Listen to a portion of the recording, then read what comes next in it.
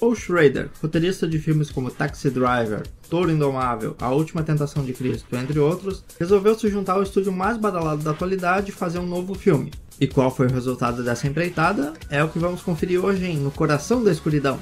Sim, esse é o título do filme traduzido, e a culpa não é minha. Começamos com um plano sequência lento e tremendamente pretensioso que certamente não vai nos levar a lugar nenhum, a não ser mostrar a pretensão desse filme, que é bem alta. Depois disso, vamos conhecer o Reverendo Toller, que assim como o personagem Travels Bickle de Taxi Driver, também tem a ideia de escrever um diário onde vai nos narrar com uma voz em off as suas peripécias. Nos sendo apresentado como um reverendo que cuida de uma pequena igreja construída lá nos idos de 1700 qualquer coisa, logo ficamos sabendo que ele se sente um fracassado por ter perdido seu filho na Guerra do Vietnã e que por isso mantém um diário com as suas expiações. Também vemos que ele não está nada bem de saúde, pois ele bebe a noite inteira e na entrega das hóstias tem que segurar os seus acessos de tosse. Conhecemos Mary, que está preocupada porque seu marido, Michael, um ativista em prol do meio ambiente, está apresentando tendências suicidas. Ela se reúne com Toller e pede que ele fale com seu marido, já que ela teme que ele faça alguma merda rapidinho. Eles conversam e Toller descobre que Mary está grávida, mas Michael, o ativista ambiental, acha que é um erro trazer um filho a este mundo em que vivemos. É sempre assim. Os fanáticos ambientais têm o mesmo argumento sempre. Não tragam filhos a este mundo, é perigoso. Depois vamos ter mais uma cena onde veremos e ouviremos as lamentações de Toller para com a vida. O encontro entre o reverendo e o ambientalista ocorre. A conversa gira em torno de como o mundo vai estar em 2050, de como os cientistas estão nos alertando todo dia de como a gente está destruindo o meio ambiente e coisas assim. De fundo a gente pode ver um laptop mostrando que com o passar dos anos o mundo vai ficar mais e mais quente e vai atingir picos insuportáveis e a vida não mais vai ser possível. Enquanto conversam, podemos ouvir a voz em off do reverendo Toller repassando o informe que recebeu do Michael, de que o nível do mar vai subir, de que a temperatura vai aumentar, de que haverá mais fome, mais doenças, etc, etc. Michael se põe um pouco desesperado e começa a dar exemplos de pessoas que morreram defendendo o meio ambiente, porque ao que parece o reverendo não está lá muito interessado nas mudanças climáticas nem nada do tipo, já que sendo um homem de Deus ele certamente está cagando para o mundo físico. Toller não vê a hora de mudar de assunto e começa a contar a história de como perdeu seu filho na tentativa de fazer com que Michael não se suicide. Michael diz que nada é pior do que a desesperança de perder um filho. Cara, essa conversa tá muito depressiva pro meu gosto. Tu veio aqui pra ajudar ou pra incentivar o cara a seguir com o suicídio? Enquanto isso, ele continua dando ótimos conselhos pra esse potencial suicida. Que exemplo de homem! Não me admira que ele passe a noite bebendo e escrevendo seus fracassos num diário que vai queimar depois de um ano. Além de dar péssimos conselhos para outras pessoas, o reverendo é guia turístico da sua própria igreja que quase ninguém vai, já que essa se converteu numa atração turística mais do que um templo sagrado ou qualquer coisa do tipo. E ele também tem que ouvir piadinhas sobre a história da igreja que ele mesmo conhece de cor. E claro, não podia faltar o número de música religiosa. Mas por que os personagens desse filme têm tantos pensamentos negativos? Não me admira que as pessoas estejam querendo se matar a cada minuto do dia. Toller recebe uma mensagem de Mary dizendo que o Michael cancelou o encontro que tinham marcado porque ele teve que trabalhar, mas que quer remarcar para outro dia. Aí tem coisa, eu aposto.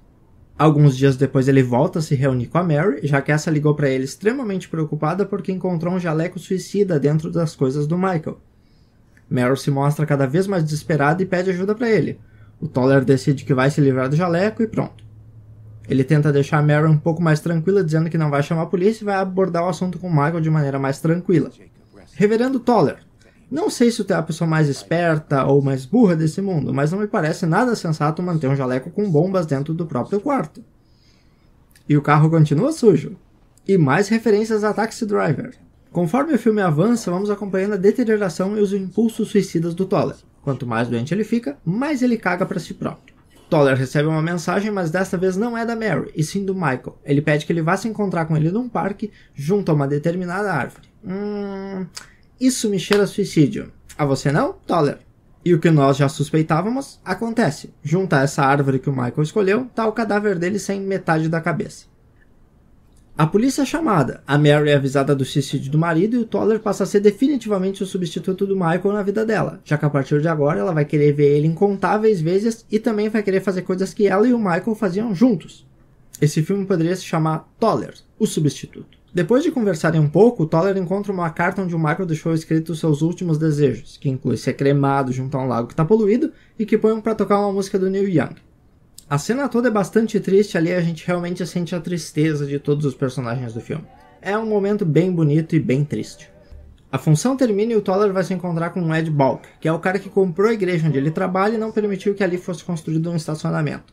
As coisas não vão muito bem porque o Ed quer que não ocorra nada político, já que alguns amigos do Michael que estiveram no momento onde as suas cinzas foram espalhadas no lago contaminado eram da imprensa e logo tudo foi a público. E isso é um ato político, diz Ed. E atos políticos em prol do meio ambiente, não, diz Ed. A discussão é bastante acalorada e ela termina com Ed jogando na cara do Toller que ele é o culpado do suicídio do Michael.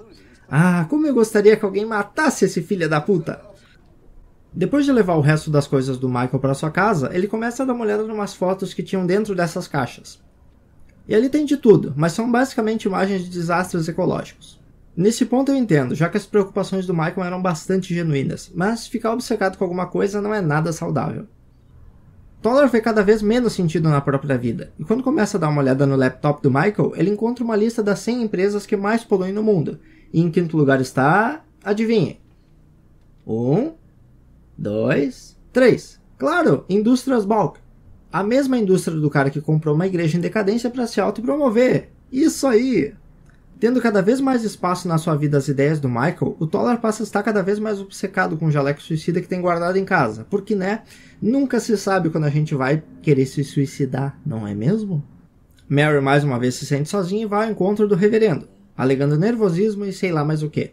Cada vez mais ela começa a enxergar no Toller uma oportunidade para começar de novo e sugere que ele faça algo que eles faziam juntos, que é a tal viagem mágica e misteriosa. Mas você deve estar se perguntando, que caralhos é essa tal viagem misteriosa? Mas eu te explico, só um pouquinho.